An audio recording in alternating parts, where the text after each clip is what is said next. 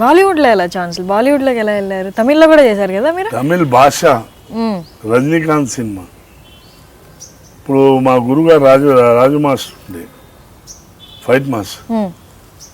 ఆయన స్టోరీ డిస్కషన్లో రజనీకాంత్ మంచి క్లోజ్ నాకు.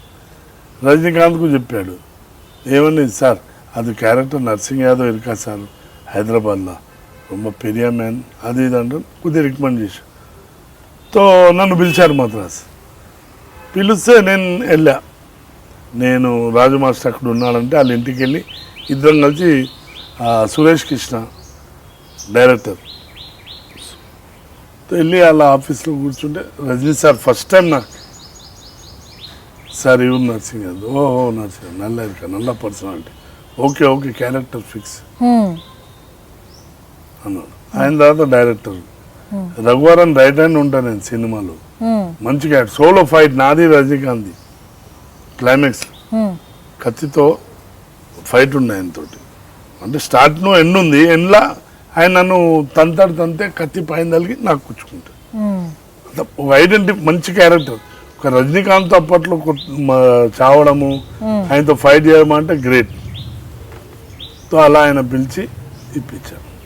బాలీవుడ్లో ఇక బాలీవుడ్ అంటే ప్రేమ ఖైదీ ఒకటి ఈయనది.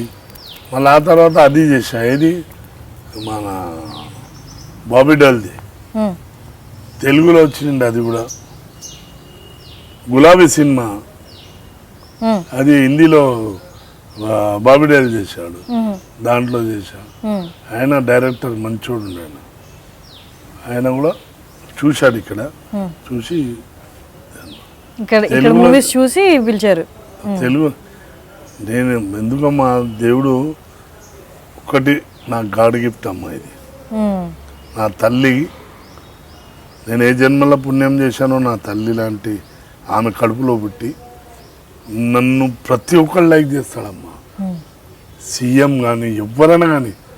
కేటీఆర్ మన దోస్తు, మన కిరణ్ కుమార్ నా దోస్తుండే. దోస్తు అంటే ఫేస్లో అట్లా ఉన్నది అట్రాక్ట్. నర్సింగ్ బాగున్నావా అంటారు, అన్న బాగున్నాను అంటారు. అట్లా మర్యాదగా ఉంటా నేను అందరితో. ప్రతి ఒక్కరు మినిస్టర్లు కానీ ఆర్టిస్టులు కానీ ఎవరైనా కానీ. ఈవెన్ ధర్మేందర్ నా ఫ్రెండ్ ఉండే, ఆదాది నాది రాదా అని ఓ హిందీ సినిమా చేసి ఆయనతో.